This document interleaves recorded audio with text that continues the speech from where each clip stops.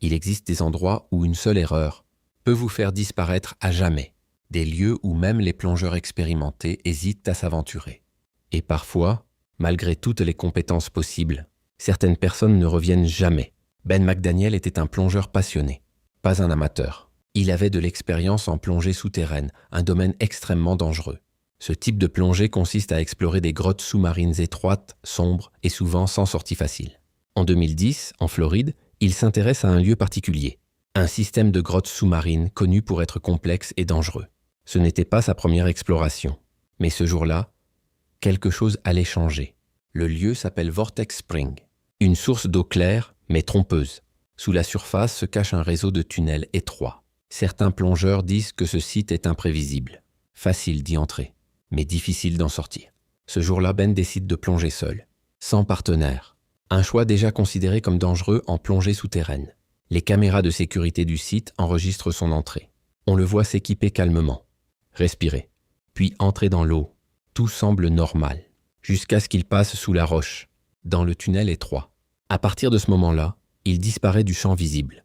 Le système de grotte devient invisible depuis la surface. Aucun signe d'urgence, aucun retour immédiat. Les minutes passent, puis les heures, et Ben ne remonte pas. Quand il ne revient pas, les secours sont appelés.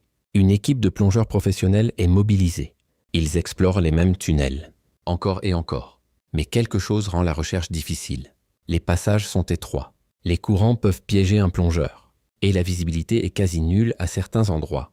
Malgré des recherches intensives, aucune trace du corps, aucun équipement retrouvé immédiatement, aucune indication claire de sa position, comme s'il avait simplement disparu dans le système. Plusieurs théories ont été avancées. Erreur de navigation dans les tunnels, panne d'équipement, désorientation sous l'eau ou piège naturel dans la grotte. Mais aucune ne peut être confirmée avec certitude. Le vrai danger de ce type de grotte, c'est qu'un plongeur peut entrer dans un passage, croire qu'il mène à une sortie, alors qu'il ne fait que l'enfermer davantage. Et dans ces conditions, même les meilleurs plongeurs peuvent se perdre définitivement. Ben McDaniel n'a jamais été retrouvé. Aucun corps confirmé. Aucune réponse définitive. Son cas est devenu l'un des exemples les plus connus de disparition en plongée souterraine. Parfois, les lieux les plus calmes en surface cachent les environnements les plus dangereux au monde. Et dans ces endroits, une seule mauvaise décision peut suffire.